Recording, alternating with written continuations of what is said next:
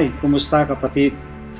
Ang Kwaresma ay isang banal na panahon ng biyaya, sisisi at pagbabagong loob.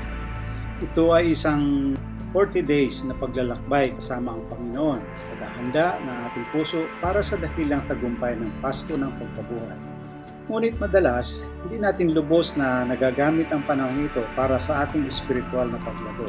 Kaya ngayon, pag-usapan natin ang 10 bagay na hindi natin dapat gawin sa Kwaresma at kung ano ang dapat natin gawin upang tunay itong maging makatuluan. Una, huwag kalimutan ang panalangin. Ang Kwaresma ay hindi lang tungkol sa pag-aayuno, kundi lalo na sa panalangin. Kung wala ito, ang ating sakripisyo ay para lang isang pagjidyeta. Ano ang dapat gawin? Gawing pundasyon ng Kwaresma ang panalangin.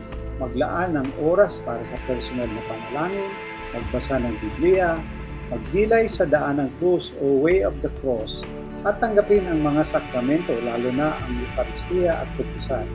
Ilayan po natin paano po mapaprioritize ang panalangin sa araw-araw. Pangalawa, huwag ituring na pang-ordinaryong panalangin ang Kwaresma. Hindi ito basta-bastang tradisyon. Ito ay isang imbitasyon sa mas malalim na pagbabagong loob. Ano ang dapat gawin? Tanungin ang sarili, paano ako tinatawag ng Diyos upang lumago sa kabanalan? Magtakda ng spiritual goals at seryosong sundan ang mga ito. Pagninilay, paano ko masiseryosohin ang Kwaresma ngayong taon? Pangatlo, huwag nang balikan ang mga lumang gawin pagkatapos ng Kwaresma. Sayang naman kung babalik lang tayo sa dati matapos ang 40 days. Ano ang dapat gawin? Panatilihin ang mabubuting nakasanayan kahit matapos ang Kwaresma. Hayaan itong maging pundasyon ng ating habangbuhay na pagbabago. Pagninilay, paano ko masisigurong magiging pangmatagalan ang aking spiritual growth? Apat, huwag iwasan ang mga mahihirap at mahihirapan. Hindi lang ito tungkol sa sarili nating kabanalan, kundi sa pagmamalasakit sa iba. Ano ang dapat gawin? Maging bukas palad, magbigay ng tulong sa mahihirap, mag-alay ng oras sa nangangailangan, at maging mas mapagbigay sa pagmamahal. Pagninilay, paano ko maipapakita ang pagmamahal ni Kristo sa kapwa? Panlima, huwag magreklamo sa pag-aayuno at sa sakripisyo. Kung puro reklamo, nawawala ang tunay na diwa ng sakripisyo. Ano ang dapat gawin?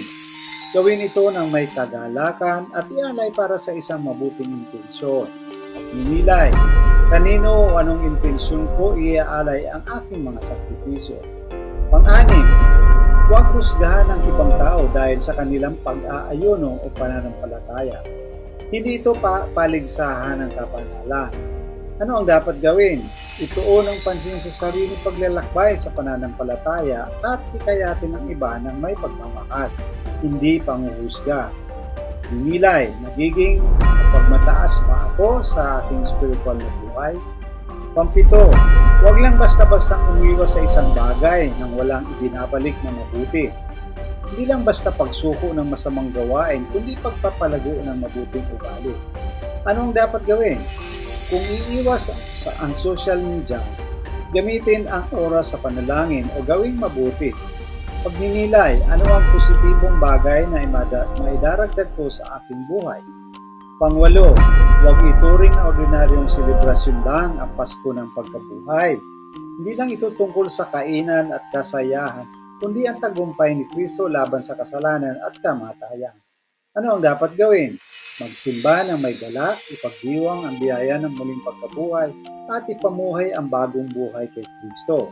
Pagninilay, paano ko maipapahayag ang aking kagalakan ng puso ng Pasko ng kapagkabuhay? Pangsyam, huwag i-isolate ang sarili sa panahon ng Kwaresma. Ang ating pananampalataya hindi lang personal, kundi pang-komunidad. Ano ang dapat gawin?